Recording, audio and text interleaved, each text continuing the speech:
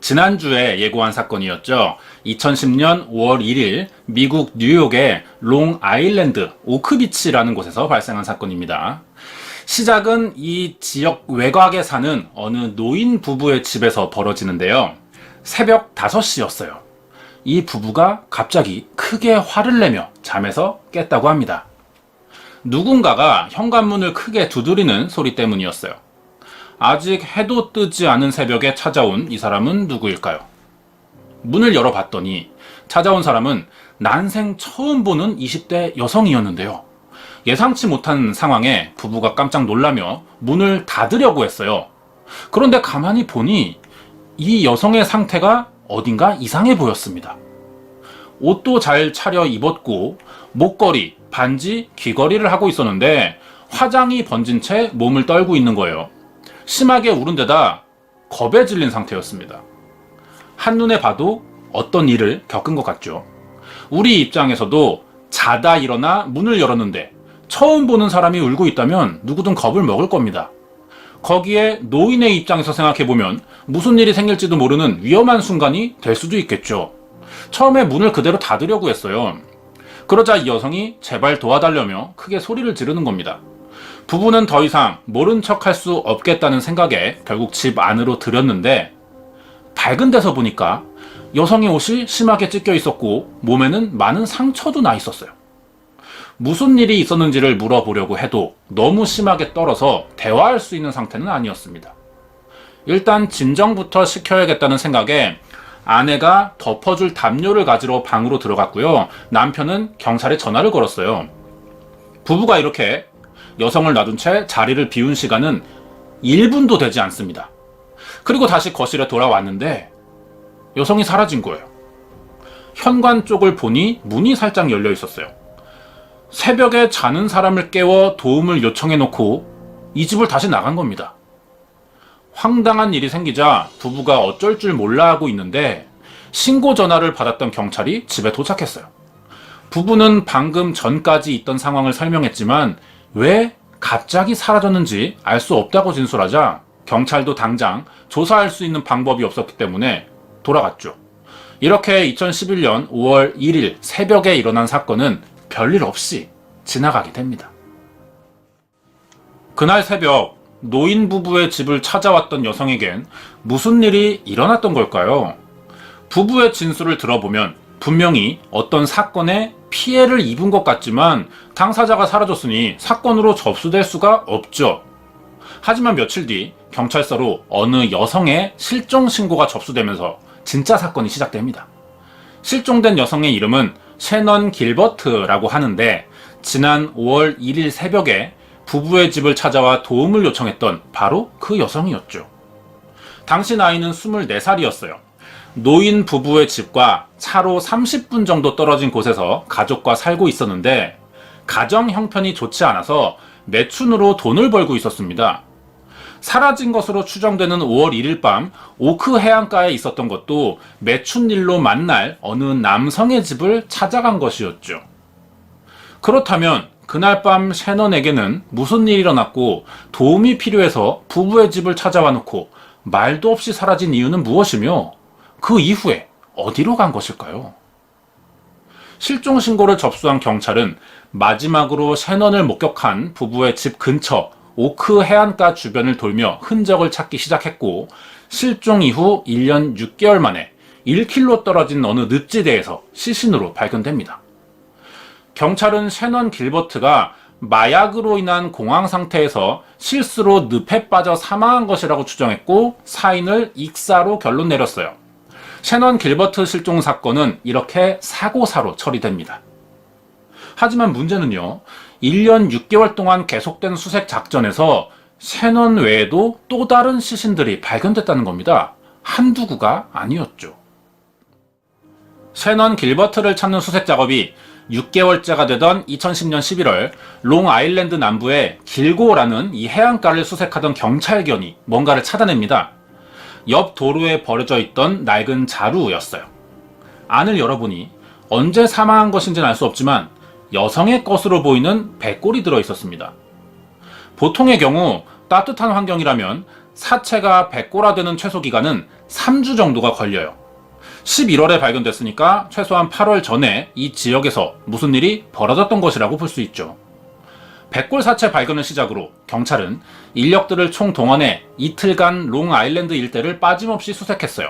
그러자 이 근처에서만 3구의 여성 시신이 추가로 발견되는 겁니다. 이때 백골 사체까지 포함해 시신 4구의 신원이 전부 확인되는데요. 모두 실종 신고가 접수된 지 3년에서 6개월 정도가 지난 실종자들이었는데 이들 사이에 몇 가지 공통점이 있었어요. 4명 다 실종 당시 22살에서 25살 사이의 젊은 나이였다는 점과 롱아일랜드에서 발견됐지만 이곳과 멀리 떨어진 곳에서 살았고 누군가에게 목이 졸려 살해된 것으로 보이며 모두 낡은 자루에 담겨 있었다는 것이었어요. 그리고 사건의 시작이었던 셰넌 길버트와도 공통점이 있었는데 이 4사람은 모두 신문이나 잡지에 성매매 광고를 올린 적이 있었습니다. 이런 공통점을 가진 여성들이 같은 장소에서 유사한 형태의 시신으로 발견되는 일은 절대 우연일 수가 없죠. 연쇄살인 사건이 벌어진 것이었어요. 경찰은 4여성의 시신으로 끝나지 않을 거라는 사실을 짐작했죠. 이번엔 시신들이 발견된 장소를 중심으로 범위를 더 넓혀 철저한 수색을 합니다. 그렇게 다시 1년이 지난 2011년 11월 길고비치 근처에서 추가로 발견된 시신의 숫자는 무려 13구에 달했어요. 이렇게 롱아일랜드에서는 1년 동안 무려 17구의 시신이 발견된 겁니다.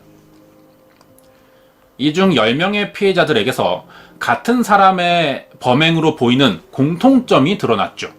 이에 따라 몽타주가 제작됐는데 시신들이 모두 마대자루에서 발견됐다는 점과 목 졸린 흔적이 발견됐고 한 명의 남성 피해자를 제외하면 모두 20대 초반의 젊은 여성들이었다는 겁니다. 그리고 신원이 밝혀진 사람들 중 대부분은 먼저 발견된 4명의 여성들처럼 성매매 광고를 낸 적이 있거나 매춘을 직업으로 하던 여성이었어요. 예외처럼 보이는 남성 시신이 하나 있죠. 아시안계의 남성이었는데 신원이 밝혀지진 않았습니다. 하지만 발견 당시 여자 옷을 입고 있던 것으로 봐선 평소 여장을 즐겨하던 사람처럼 보였고 같은 남성을 대상으로 성매매를 해왔을 것으로 추정됐어요.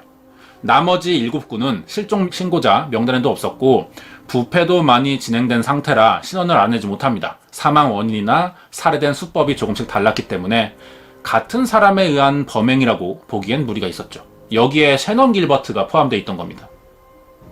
셰넌 길버트는 마약에 취한 상태에서 늪에 빠져 익사한 사고사로 결론 내려졌지만 사실 수상한 점이 한두 가지가 아니에요.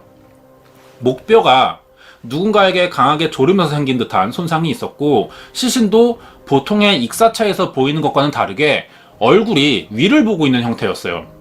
사람이 물에 빠져 죽게 되면 신체 구조상 엎드린 자세로 떠있게 됩니다. 하지만 하늘을 보고 있다는 것은 누군가 죽인 뒤 빠뜨렸을 가능성이 있기 때문에 타살의 정황이 생기는 것이죠. 거기에 셰넌을 마지막으로 목격한 부부의 증언대로라면 누군가에게 쫓기는 듯한 정황이 보였기 때문에 단순 익사라고 보기엔 수상한 타살의 정황이 너무 많이 남아있다는 거예요. 타살이 아닐 가능성도 물론 있긴 해요. 하지만 의심에 따른 증거가 나오지 않았기 때문에 아직까지 셰넌 길버트는 익사로만 기록되어 있습니다. 셰넌의 경우와 비슷한 관점으로 봤을 때 다른 6구의 시신들도 토막 났거나 부패가 심해서 정확한 사망 원인을 알 수 없는 경우가 대부분인데요. 확인되지 않고 있을 뿐이지 사실 같은 사람의 범행의 가능성이 남아있기도 합니다. 여기까지의 이야기를 정리해 보자면 롱아일랜드에서 발견된 시신 중 대부분이 젊은 여성이고 성매매를 해오던 매춘 여성이거나 한 번 이상 잡지나 신문에 성매매를 원한다는 광고를 낸 적이 있던 것으로 봐서 범인은 매춘 여성들만을 범행 대상으로 삼아왔다는 것인데요. 이 사건 외에도 그동안 발생해온 수십 가지 연쇄살인 사건들은 피해자들이 매춘을 하다 범인을 만나 사망한 경우가 아주 많았어요. 왜 범인은 유독 성매매 여성들만을 노리는 걸까요? 여기엔 이유가 있다는 거죠. 일단 매춘을 시작하는 순간부터 범죄에 노출되기 굉장히 쉬워집니다. 미국은 네바다주를 제외하고는 성매매가 불법이에요. 이런 환경에서 피해자가 불법으로 돈을 벌고 있었기 때문에 정작 피해를 입더라도 법적인 보호를 받기가 쉽지 않다는 것이죠. 그리고 불법이다 보니 신분을 숨기기 위해 가명을 사용하고요.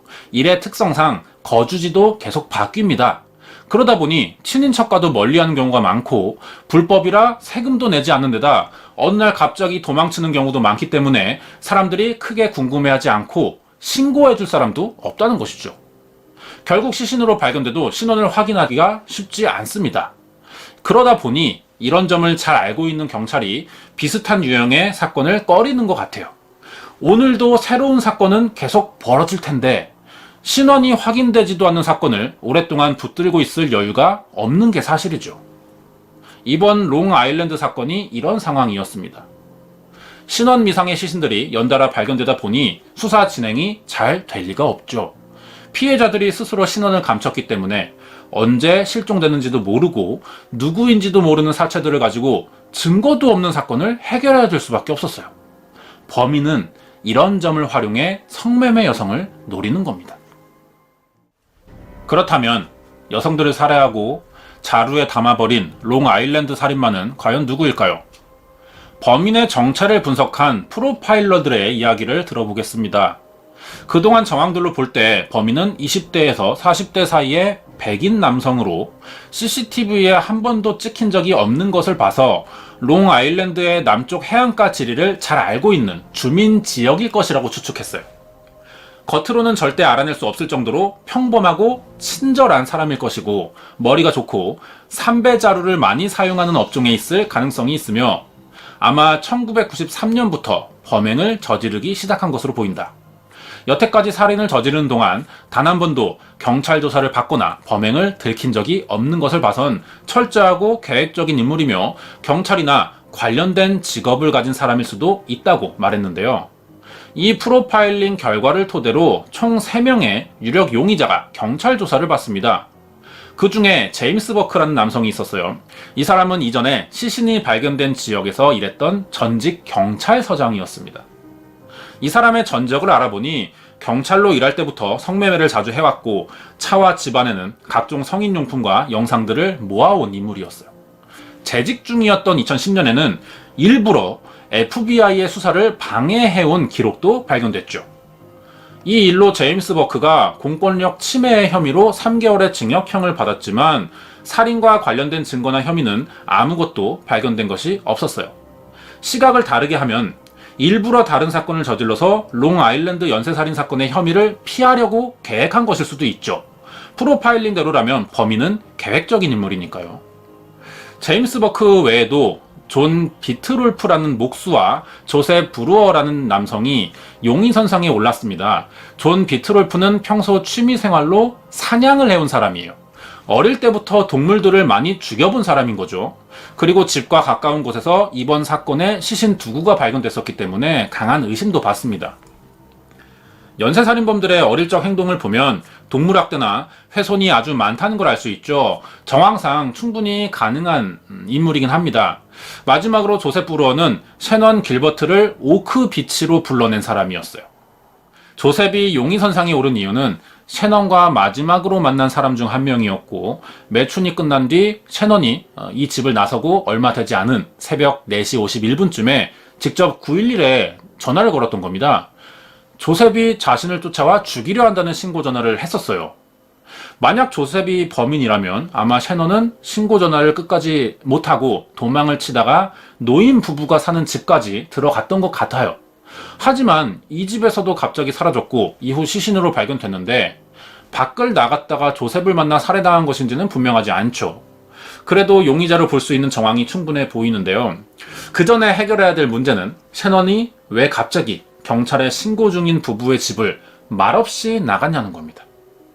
이렇게 용의자들의 정황이 상당히 그럴듯해 보이지만 직접적인 증거가 없기 때문에 결국 모두 혐의 없음으로 풀려나게 됐죠. 롱아일랜드 연쇄살인 사건의 범인을 찾기 위해 경찰은 지역 내 최고 현상금인 25,000달러를 걸었고요. FBI까지 나서서 사건을 조사합니다. 하지만 현재까지 아무도 기소된 적이 없어요. 기소라는 표현이 나오는 이유는 굉장히 많은 사람을 범인으로 보고 조사했지만 결국 입증해내는데 실패했다는 뜻이죠. 롱아일랜드에서 벌어진 연쇄살인 사건과 실종 사건은 2010년에 있었던 셰넌 길버트의 사건 이후에도 계속됩니다. 2013년 3월 16일 31살의 나타샤 주고라는 여성도 롱아일랜드의 오션 파크웨이라는 곳에서 목격된 것을 마지막으로 실종됐는데요. 실종되던 날 나타샤가 입고 있던 옷과 소지품은 다음날 길고 해변의 모래밭에서 발견됩니다. 길고 해변은 이번 사건 17명의 피해자 중 초기 4명의 시신이 발견된 곳이죠. 범인이 계속 사건을 저질러 왔을 가능성이 충분해 보이는데요. 나타샤도 3개월 뒤 해변에서 파도에 떠밀려온 시신으로 발견됩니다. 같은 지역에서 다시 유사한 사건이 발생하자 경찰이 이전 연쇄살인 사건과의 관련성을 조사하고 있지만 아직까지 확인된 사실은 없습니다. 안타깝게도 2010년부터 2011년까지 1년 6개월 동안 발견된 17구의 시신은 여전히 누가 범인인지 밝혀내지 못한 채 아직까지 미해결 사건으로만 남아있어요. 과연 범인은 누구일까요? 확실한 것은 여전히 계속 범행을 저지르고 있는 것처럼 보인다는 겁니다. 만약 그렇다면 지금까지 밝혀진 사건보다 더 많은 시신이 아직 발견되지 않은 것일 수도 있죠. 이 사건에 대해 수많은 궁금증이 아직 남아있지만 밝혀진 것은 어느 것도 없어요. 준비한 내용은 여기까지입니다. 네, 사건이 여기까지인데요. 미제 사건들은 어느 순간 딱 사건이 허무하게 이야기가 끝나는 것 같아요. 더 이상 밝혀낸 것이 없기 때문에 어느 순간 벽에 부딪힌 것처럼 이야기가 더 이어지지 않죠. 관련된 이야기가 더 있는데요. 1989년부터 1993년 사이에 롱아일랜드에 살았던 또 다른 연쇄살인범이 있어요. 조엘 리프킨이라고 하는데 매춘부를 대상으로 살인을 하다 검거된 사람입니다. 이 사건의 범인이 한 명이라고 단정 지을 수는 없을 거예요. 그렇기 때문에 일부 사건은 이 조엘이 저질렀을지도 모른다는 추측이 있었지만 당사자가 당연히 범행을 부인했죠. 그런데 조엘은 1993년 6월에 체포됐어요. 그리고 롱아일랜드 연쇄살인 사건은 이 이후에 대다수의 피해자가 발생했어요. 범인의 성격도 조엘과는 차이가 있어 보입니다. 프로파일링 분석이죠. 그렇기 때문에 범인이 아닐 것이라고 추정되고는 있어요. 비슷한 이야기로 롱아일랜드는요, 같은 시기에 3명의 연쇄살인범이 살고 있었습니다. 조엘 리프킨이 17명을 살해했고 로버트 슐만이라는 남성이 5명, 그리고 세 번째가 오늘 알아본 사건인데요. 모두 매춘부들만을 대상으로 한 사건이었던 거죠. 유독 롱아일랜드에서는 연쇄살인 사건이 많다는 겁니다. 이에 따른 분석이 있었어요. 지리학적인 요인이 굉장히 크다는 겁니다. 연쇄살인범들은 피해자들에게 쉽게 접근하기 위해서 인구가 많은 지역에 사는 것을 선호한다 그래요. 생각해보면 우리나라도 시골에서 일어난 연쇄살인 사건은 들어보기 힘든 것 같습니다. 거기에 이곳이 해변가이다 보니 유동인구가 많죠, 여행객이. 그래서 어떠한 사건이 벌어지거나 사람이 실종돼도 금방 발견되기 어려울 수가 있고요. 섬이다 보니 외부에 알려지는데 어려움이 있다는 거죠. 이러한 지형이 범인에게 유리한 면으로 작동되는 것은 아닌가 하는 분석이 있었습니다. 다음 주 예고하고 마치도록 할 텐데요. 1년 전에 일본의 미제 사건 중 하나인 3억엔 사건을 다룬 적이 있습니다. 그때 잠깐 소개를 했었어요, 이 사건을. 제국은행 사건이라고 하는데 범인이 태연하게 은행 안으로 걸어 들어와서 사람들을 죽이고 돈을 훔쳐 달아났어요. 굉장히 과감한 수법이었죠. 어떻게 이러한 범행을 은행을 상대로 그것도 할 수 있었을까요? 다음 주에는 1948년 1월 26일 일본 도쿄도 도시마구의 제국은행에서 벌어졌던 사건을 알아보도록 하겠습니다. 오늘은 여기까지예요.